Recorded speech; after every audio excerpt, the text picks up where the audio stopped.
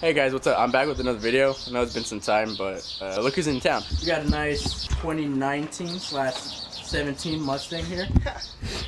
We got Adrian. He decided to come in and we're going to be porting his manifold. As you guys remember, this is a 2018 that we did about a year ago. A lot of people hit me up about that thing. Yeah, I'm so sorry guys. So, of course, first thing, you have to pop up the hood. You got to remove the intake. You got to make sure you remove the MAF sensor, which is you pull out the clip and press it. And hit up this, I think this is an 8mm. And then remove the throttle body, which is 4 connections around. You got to remove this tab, which also that red tab slides out. And then you got to remove the fuel system and just follow along.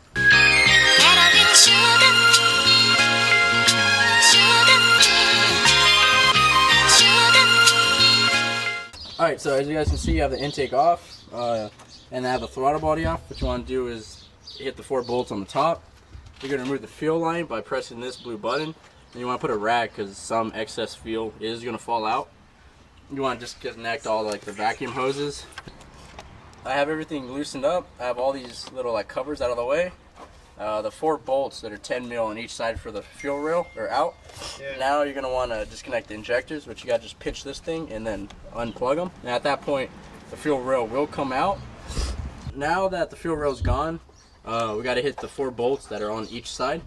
They're kind of small, as you can kind of see one that's just chilling right there. But they're pretty noticeable. Just hit 4 on each side. Then you get the IMRC plate clip that's chilling right there. And then at that point, just disconnect all the. You want to disconnect all the vacuum lines that are holding it in, and just remember where you put them because you're gonna have to put them back. Let's continue. All right, so everything is disconnected, and now as you can see, we can move it all loosely. But I'm gonna need 2 hands to kind of lift it up, and then it's time to get started to porting. Now that the manifold's moved, like I said, it just lifts it up nice and easy. You're going to want to cover the ports because you don't want any type of dust or anything to kind of go in there. On your intake ports. And then before putting on the manifold, of course, you're going to want to clean them with some brake cleaner or just wipe them down real quick. But let's get to the fun part of porting. Now you can be like Adrian, who wants to vacuum all that gunk that just chilling up in there. If you want to do that, go right ahead. Okay, so let's talk about the necessary tools that you're going to need to port your manifold. Of course, you can use a Dremel or whatever you kind of have to eat away. For me, I'm using cutting discs, and hear me out, and I'm using these to cut some fins off first, and then I'm going to sandpaper to open it up, and then I'm going to go to hand sanding for 200 grit. So for porting, what is it you want to focus on? Yeah, here goes the inlet of it. You see these fins right here? This is where I'm going to use the cutting wheel to cut these as close as I can to almost make them seem flush, and then that's when I'm going to go to the sandpaper. So you're going to want to cut these, and then for the 15 and 17, they tend to have a different flap in the back that will kind of be usually kind of behind these fins. But for the 2018, I'm going to get that, and then there's another one. See those 2 creases? The one on the left, I'm going to be grinding that one. The one on the right, you can't really grind because you see that divot that's right there? You can't really do that. But the one on the left, you can grind.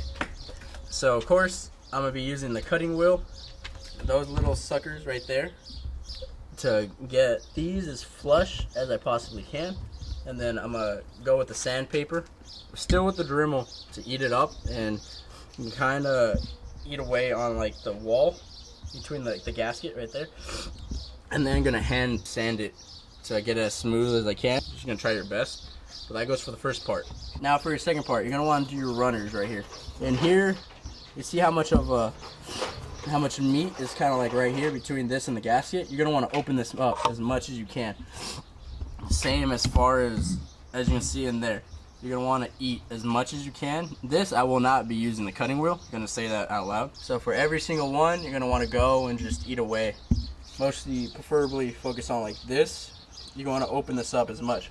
Then right here, this is where the bolt goes through, so you don't want to eat away on this round part too much because you're going to end up exposing it, but you're going to want to eat, you're going to have to eye it for yourself and see how much you can eat away. And then you want to do that for every single runner. So as far as runners, that's what you're going to want to do. Of course, eat this out, eat the stuff I showed you on each runner. And the point of doing this is you're going to be improving the amount of airflow and increasing the velocity that air is going through and reducing the amount of restriction that's going in. And there's a few other things, but as for the most part, that's what you're mostly doing, porting, and then that's where you get the little power increase. And of course, you know, Adrian wants to take out them supercharged stings.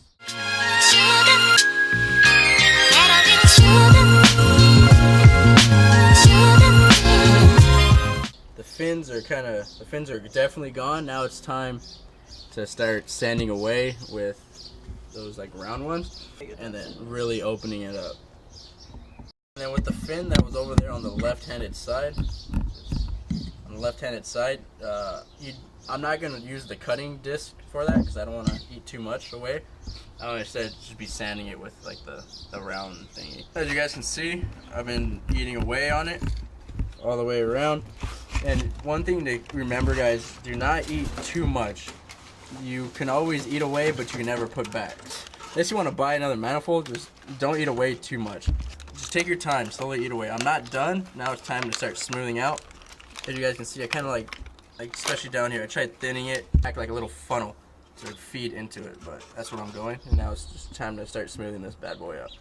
And now, for those who are sanding and start having issues of the plastic sticking to sandpaper, always use some WD-40 and just like spray it in there, and it helps with the plastic from not sticking. Everything's been sanded. Everything's sanded to like a 400 grit.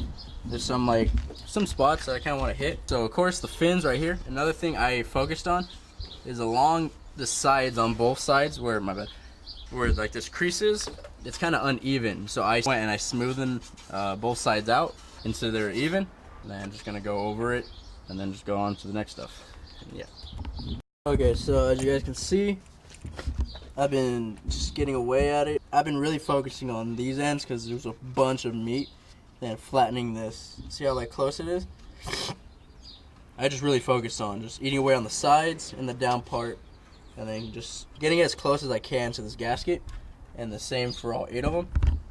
And then from there, I'm just gonna start smoothing it all down. And there's no real deep flaps within there, so I'm just smoothing this out. Alright guys, so now that all 8 runners are now technically ported to as close as I can to each other. Remember, it's not going to be 100% perfect, but you want to get as close as you can. Well, now it's time to go and clean it out. You want to get all this plastic out as best as you can. You want to get all the WD-40 out. And then, so I'm going to use a bunch of brake cleaner and then just water and let it dry out. And then just go from there. Alright, so now that we cleaned out the manifold, we're going to be letting it dry off now. We didn't let any water go on the electricals or anything. We kind of had it tilted. Just had it all flow out through the inlet. And Adrian wants me to do now the throttle body. And for those who are curious about porting the throttle body, this flows pretty well, but you can always there's always room for improvements. And one of the key things when it comes to porting these things is the blade, where it shuts closed right here.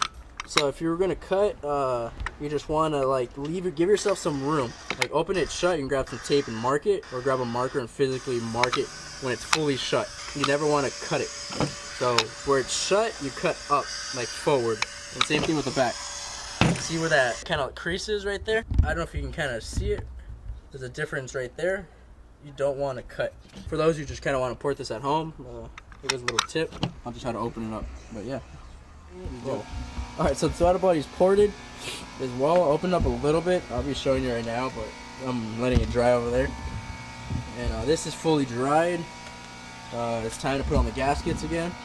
It's time to put in the manifold. Of course, you want to wipe down all the ports, make sure nothing is kind of blocking the way, and it will cause a vacuum leak. Other than that, you got to disconnect. Remember, this is a 2018, so you got to hook up the pigtails in the back, and then just drop it down and just. Okay, now the manifold's dropped in. Remember to hook up the little vacuum line that goes right there in the back to the IMRC. Now we got the fuel rail in, and we got the 4 bolts that we have to tighten up. Now after that, we can start putting like the little covers and stuff that go on top of the fuel rail, and then re-hooking up the fuel rail, fuel line, and then it's up to all the plumbing and stuff for the throttle body and vacuum hoses. And I mean, overall, we're almost done. Alright guys, so everything is now hooked in, buttoned up. Battery is now re-hooked. But now it's time to do the bar that goes across. And these are like 15 millimeter bolts. You just got to tighten those up. and then it's good from there. You gotta turn it on and fire it up. Make sure no codes are being thrown. Let's go from there.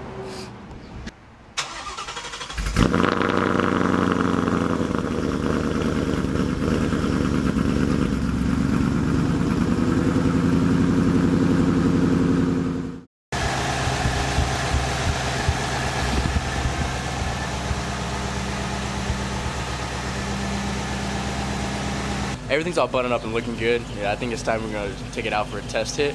Adrian's gonna hit it first, get his initial reaction, and then I might drive it, who knows, but let's go see the improvements of it and let's see if it's noticeable. I don't wanna be that guy, but it feels faster.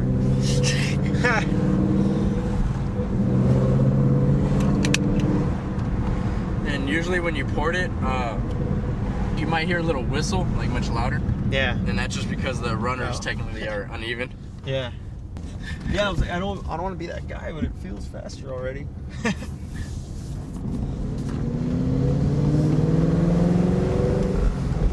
Got a scat pack, or scat snack. I think it was a Hellcat. Oh, was it a Hellcat? Yeah, it was a Hellcat.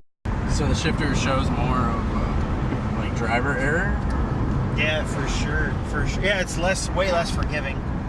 The stock shifter is very forgiving. It's got so much linkage and soft bushings and stuff.